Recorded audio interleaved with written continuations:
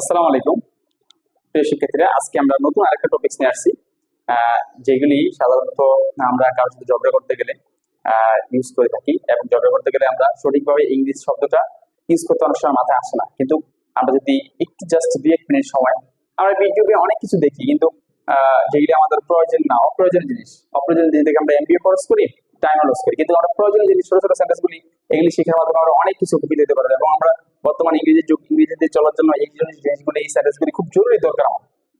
তো আমরা ইংরেজিতে ঝগড়া করবো কিভাবে, অর্থাৎ কার সাথে ঝগড়া করার সময় ইংরেজিতে সেন্টেন্সগুলি আমরা যদি 2-1 মিনিট 2-4 মিনিট প্র্যাকটিস করে দিলে আমরা মাথায় গেঁথে যাবে ইনশাআল্লাহ। এগুলো আমরা তখন অ্যাপ্লাই করতে পারবো সহজে কার সাথে ঝগড়া করার সময়।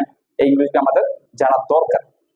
আর যারা আমার চ্যানেলটা সাবস্ক্রাইব করে নেই, আমি রিকোয়েস্ট তারা সবাই আমার চ্যানেলটা সাবস্ক্রাইব করে আমার সাথে থাকবেন। হ্যাঁ, আচ্ছা শুরু করি।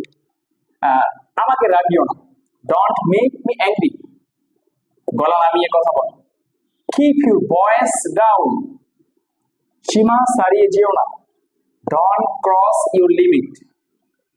তুমি নিজেকে কি মনে করো, what do you think yourself. পিটিয়ে সোজা করে ফেলবো, I will make you flat by beating. এখানে আরেকটা, এই সেন্টেন্সটা আরেক জায়গায় আমরা অল্টারনেটিভ ইউজ করতে পারি, পিটিয়ে লাল করে ফেলবো, I will make you red by beating. আরো ইউজ করতে পারি, পিটিয়ে লাশ করে ফেলবো, I will make you flat, I will make you dead body by beating. অর্থাৎ এখানে অনেকগুলি সেন্টেন্স তৈরি করতে পারি। হ্যাঁ, তো এরকম ভাবে আমরা এগুলি দিয়ে আরো অনেক সেন্টেন্স তৈরি করতে পারি, চাইলে আমরা শুধু সাবজেক্টটা বা ওয়ার্ডটা চেঞ্জ করলে হয়ে যায়।